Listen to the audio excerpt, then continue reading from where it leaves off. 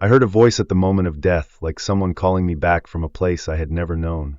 Have you ever believed that it might be your future self who reached back in time to save you today?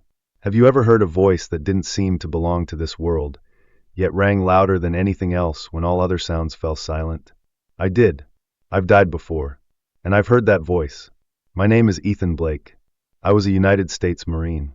Iraq, 2008, rank, Sergeant. Mission combat.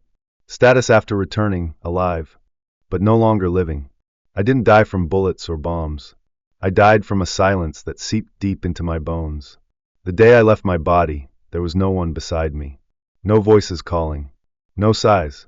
Only one voice echoed in a place where sound didn't exist. It's not time, unless you want it to be. Not loud. Not soft. Not warm. Not cold. Just present. And I knew somehow it knew me better than I had ever known myself. I used to think death would be dramatic. The lights go out. A sharp, searing pain. Blood. Sirens wailing. But my death came like a quiet door opening in the dark. No one saw it. No one heard it. It was just me, and something calling me from the other side. Have you ever died not because you had nothing left to say, but because there was too much you'd never been able to hear? That's how I died. I was trained to fight, to survive. I was taught to accept loss the same way I was taught to break down an M16 rifle fast. Precise. Emotionless. But no one trained me on how to survive after the war. No one told me that coming home would be the real battle. I came home. But my brothers didn't. An empty bunk in the barracks. A group photo now missing half the faces. I lived in peace, but felt like a ghost haunting peacetime. I tried to fill that emptiness with alcohol, with sleeping pills, with silence, with hours spent stitching tiny threads into a scrap of cloth. Not because I was an artist, but because every stitch was a reason not to disappear. Then one day, it all became too much. I stepped into the shower, and a sharp pain shot through my neck. I slipped and fell. The water kept running. The world started to fade. The pain moved down my back. And then nothing. Only one thing remained, that voice. You can go on. Or, you can come back. But not the same. I used to think I was just a leftover survivor. But in that moment, I felt more present than I ever had in my entire life. I don't know who called me. There was no face. No name. But that sound was like a thread pulling backward through time, drawing me toward a truth I had long forgotten. And you know what the strangest part was? I wanted to stay. To stay in that place where I felt seen, heard, where I didn't have to keep pretending. But I wasn't allowed to stay forever. Not when there was still one thing I hadn't done. There was a word I hadn't spoken. A person is still waiting for me to come back. Have you ever asked yourself, if I died right now, is there something I still haven't finished? If someone has already forgiven me, but I've never forgiven myself? That's why I'm telling this story. Not to prove that I died and came back. But so you understand this. Maybe the moment you thought was the end is actually where your real life begins. I once heard someone say, dying isn't the scary part. Living without knowing why you're alive, that's what's truly terrifying. And I had lived that way until the moment I stopped breathing, and finally understood why I was still breathing. In the next part, I'll tell you what had already killed me inside long before the accident ever happened. And why a soldier once as hard as stone found his peace not on the battlefield, but in the quiet rhythm of each tiny stitch. I came back from the war like an empty shell that could still walk. No one ever told me that surviving could feel like a burden too. I returned to the US in June of 2009. The weather was beautiful. Flags waved from rooftops. People shook my hand, thanked me for serving our country. But when they shook my hand, they didn't know I couldn't feel anything in my palms anymore. I could still move, but I couldn't feel. The war didn't just take my brothers in arms. It took the last soft part of me too. I used to be someone who laughed. I used to play the guitar, cook badly, and doodle nonsense on napkins. But when I came home, I was afraid of gunshots in movies. I hated sudden applause. I couldn't sleep unless my face was turned to the wall. I didn't speak because no one could understand the screams inside my head. You've heard of PTSD, right? They call it a disorder. But I call it a memory that doesn't know how to die. It lives on inside me. It disguises itself as sleep. It hides in awkward laughter. It flickers in my eyes every time someone asks, "You doing okay?" I nodded. But inside, I was falling and no one knew. Every day, I walked around like someone had strapped 90 pounds to my shoulders. Not a backpack memory. I'd walk into a coffee shop. No one could tell I'd once carried a rifle. I'd stand in the middle of a fully stocked produce aisle, and all I wanted to do was scream. I watched my friend bleed out for this country. So why do I still feel so worthless? No one heard me, and I don't blame them. I couldn't even hear myself anymore. I lived like the shadow of a soldier, cold when I was awake, screaming in my sleep. No one held me. No one asked. No one saw that I was living like a corpse that still knew how to breathe. There was only one person who ever saw it. Jake, my best friend, my brother in arms, the one who shared a bunk with me back at the base in Tikrit. Jake died in an ambush. He stepped in front of me, just seconds before it hit. I came home. He didn't. I never told his mother. Your son still lives inside me, but I don't know how to keep him alive in a way that honors him. I was angry at myself for surviving. Angry that I couldn't do anything to let him see America one more time. Angry because, with every breath I took, I felt like I was betraying those who didn't make it back. So I stopped talking, stopped sharing, stopped trying, until one day, I sat down in front of an embroidery hoop. My mom had sent me a little kit. I scoffed at first. What kind of man does needlework? I thought. But I opened the box anyway, picked up the needle, threaded it, touched the fabric stitch by stitch, and strangely, I felt something in me begin to lighten. It wasn't because I was an artist. It was because, for the first time, I didn't have to be efficient or quick to respond or by the book. All I had to do was stay with each stitch, and each one felt like a deep breath for my soul. I stitched every night, not to make something beautiful, but because, if I didn't do something with my hands, I felt like I would lose my mind. Each stitch was a way to keep Jake with me, a way to keep myself from slipping any further. But what comes always comes. My neck started to hurt, and one night, I lost my balance in the bathroom. My head hit the floor. In the seconds after that fall, I wasn't a soldier anymore, wasn't the one who stitched, wasn't Ethan. I was just a soul with no idea where it belonged. And then, I heard it, the voice. For the first time in all the years I'd lived in silence, there was a sound not from someone outside me, but as if a part of me that had always been awake was gently whispering, "It's not time, Ethan, unless you want it to be." In the next part, I'll tell you about the moment my soul left my body, and why I didn't feel any pain at all. There was only one thing, presence. And the first thing I saw, it was not a light. It was I in a way I had never seen before. I watched myself dying like a stranger I'd never truly met before. I don't remember the exact moment I fell. Just the cold bathroom floor. I was about to splash water on my face. A tiny crack in my neck. Then darkness. But not total darkness. It was just that everything became very still. There was no blinding white light like in the movies. No angels are appearing through clouds. No soft, heavenly music. Just silence. A kind of silence that wasn't frightening, but almost sacred. And then I realized I was no longer lying on the floor. Not because someone had picked me up, but because I was looking at the floor from above. I didn't feel myself stand up. I didn't float away. I just left. My body was still there, but it didn't look like me. Strange, isn't it? I had spent my whole life inside that body. Lifting weights. Training. Healing. Tattooing it. Hiding behind it. Smiling through it.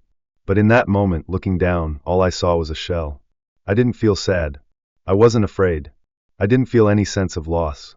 Just a realization. Oh, so I'm not this body. No weight. No heartbeat. No breath. And yet I still knew I was me. I wasn't thinking with my brain. I wasn't feeling with my heart. I had become a pure awareness, clearer than I ever thought possible. I saw everything in the room, but not in the usual way. Not through light. Not through color. But through a field of knowing. The towel on the floor, I knew exactly when it had fallen, and how long it had been there. A mirror, cracked in one corner, I could feel the day I hit it, driven by anger I never knew how to name. The shirt hanging on the door, I saw the day my mother mailed it from home, with a note that read, "I stitched your name into the sleeve, so that no matter where you are, you'll still belong to someone." I began to feel like I was dissolving, but not disappearing. Like a wisp of smoke that knew it was smoke. Unburdened, but not meaningless. And then, there was sound. Not like a human voice. Not like music. Not something I heard with my ears. It came from everywhere. And at the same time, from within me. "Ethan, you're not done. But you can choose. No one had said my name like that in a very long time. Ethan, but not like in the military. Not like my mother's voice either. It was Ethan, as if my very soul was being gently called awake. The sound didn't command. It didn't instruct. It was simply presence. A different kind of consciousness, neither male nor female, inviting me. Wake up! I didn't know where I was. There was no whiteness. No doorway. No heaven. Just a shimmering space, as if it were woven from the breath of the universe itself. I called it the soft light. Not bright. Not dim. Just light with a soul. And in that moment, I no longer saw the world as we know it. I saw the truth beneath the surface of the physical. Every human being was a moving strand of light, but confined, framed within a physical form. Every object had a story. Every choice sent out a ripple. Every emotion left a trace. I remembered the times I'd lost my temper, and I saw it, like the very air around me had once vibrated with the words I had spoken. I remembered the moments I quietly helped someone, and I saw. A small light flows from my hands, then disappears into that person's heart. Nothing was lost. Nothing went unrecorded. Nothing failed to resonate within this invisible web of light. And I realized, death didn't take me away. It gave me back to myself. I didn't know if I was going up or down. There was no direction. Only a flow, a movement pulling me toward a place where I would meet something I had forgotten long, long ago. And there waiting for me was a light with a faint, shifting form. I didn't know what to call it. It had no face, no eyes. But I knew it was looking at me. And it knew everything. Ethan, I'm here to remind you of something you promised before you entered the physical world. You will return to life if you can find a reason to love again. I didn't answer. Not out of fear. But because in that light, I felt something I had once been and somehow lost. And then it called my name again. But this time, it didn't just say Ethan. It called my soul with a sound beyond words, a frequency. And I vibrated. Not like flesh and bone, but like a thread finally finding its way back to the needle. I'll tell you about SAE, the one who guided me through the first vibrating gateway, to a place where, for the very first time, I felt that Earth itself was a living being with a soul. I didn't walk. I didn't fly. I simply moved as if I and the space around me were the same. No distance. No time. No starting point. No destination. It was like becoming dissolved. And that's when I felt him sail. He didn't step out of the darkness. He didn't appear in the light. He had simply always been there. Like a painting you've walked past for years, and one day, the image suddenly rises to the surface. Sail had no face, but he had presence. It wasn't about beauty or form. It was the clarity you feel when something just is. He was like a layer of clear, balanced air, even weightless and impossible to describe. Some people are kind. Some are gentle. But Sail, he was grounded. I had no mouth, but I asked, "Who are you?" I asked. He answered not with words, but with rhythm, the one your soul trusts most on the way back home. I didn't ask for anything more, because in him, there was no urgency, no persuasion. Only an invitation, like stepping onto a familiar path only to realize you hadn't walked it in a very long time. We began to move. I didn't know where, and I didn't need to, because the space in front of me had no shape, but it moved. There was no sound, but there was the pulse. No color, but there was vibration. I moved through layers of vibration. Each one was like a coat of invisible paint, colorless, yet stirring up clear and distinct sensations. Contrast, warmth, tightness, then sorrow. And I realized, human beings only see a fragment of true reality. Like someone wearing headphones, hearing only one range of frequencies while everything else is still playing, just not in sync with them. Then we reached a mass of light. It looked like a shimmering gate, waiting for me to pass through. But the gate didn't open, it dissolved. And as I stepped in, I knew instantly, I had entered a completely new field of awareness. I saw the Earth, not on a map, not on a TV screen, but Earth as a living being breathing with chakras, a heartbeat, and even wounds. I frowned. The Earth feels pain? Sail didn't answer, but a deep vibration echoed through me. You may not know this, but Gaia is a soul. Every time a human chooses hatred, a layer of smoke forms in her energy field. And every time someone forgives, a flower blooms somewhere on the tree of souls. I wept. I had chosen hatred before. I thought I was only hurting myself.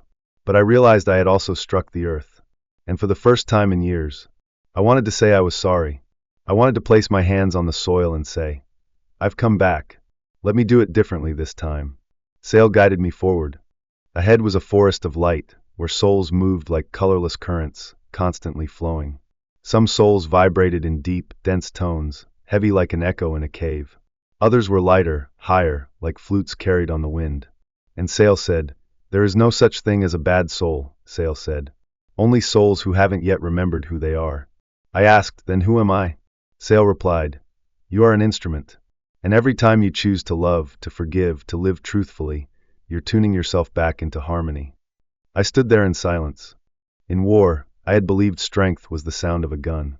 After coming home, I believed silence was the way to protect myself. But here, I understood. True strength is the ability to feel your presence in every choice you make. Before we left the forest, Sale pointed upward. There was a place brighter than any other. But not blinding, not overpowering. It was a stillness so complete, it felt sacred. "That," Sale said, "is the source. You're not ready to go there yet. But you are ready to remember." And I knew. I was about to be taken deeper into the place every soul must pass through before returning to the physical world, the Soul Council. I was still floating in this new field of awareness where light wasn't dazzling, but clear. Where every thought became a vibration. Where I was no longer a body, but pure intention.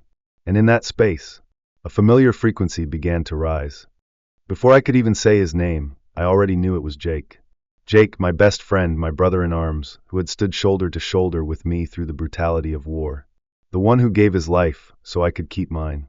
The one I had carried ever since, like a wound that never healed. And now, he was right in front of me. No uniform. No blood. No pain. Just a presence gentle, like the last light of day. I didn't know how to speak. All these years, I had blamed myself. Stayed silent. Carried the weight of guilt like a backpack too heavy to put down. But Jake didn't need me to speak.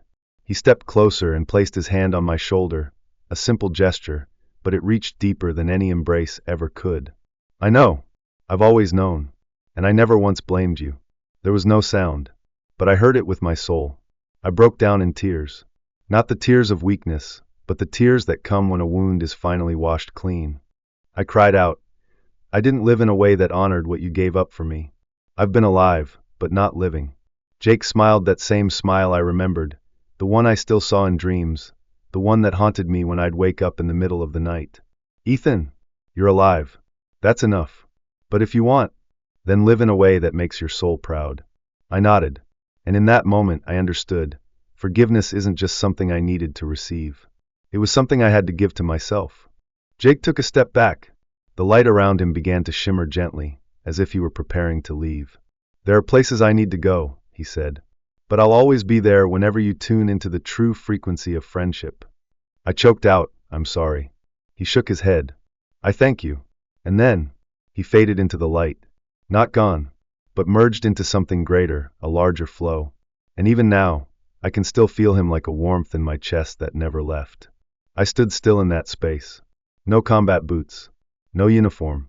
Just me and a single opportunity to become the version of myself Jake always believed I could be.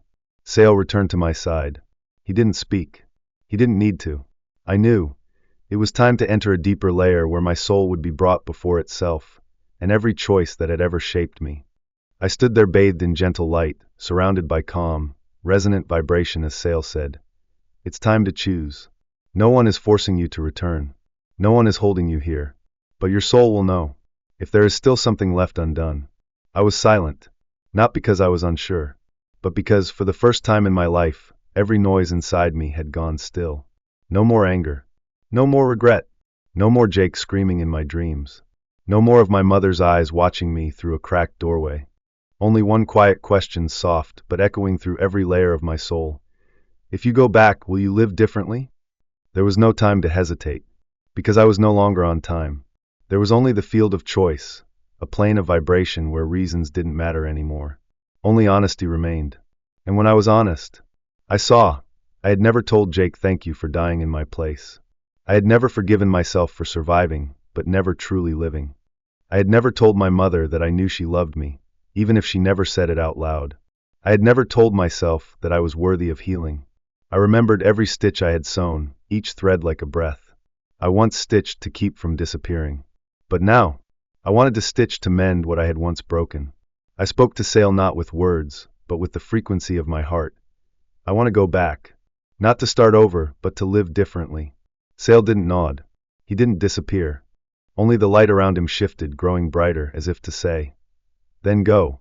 And remember, be the most honest instrument you can be. And then I saw not a door, but an opening within me. A stream of energy began to pull me back toward my body. Not fast. Not slow. It felt as if I were being woven back thread by thread into my physical form.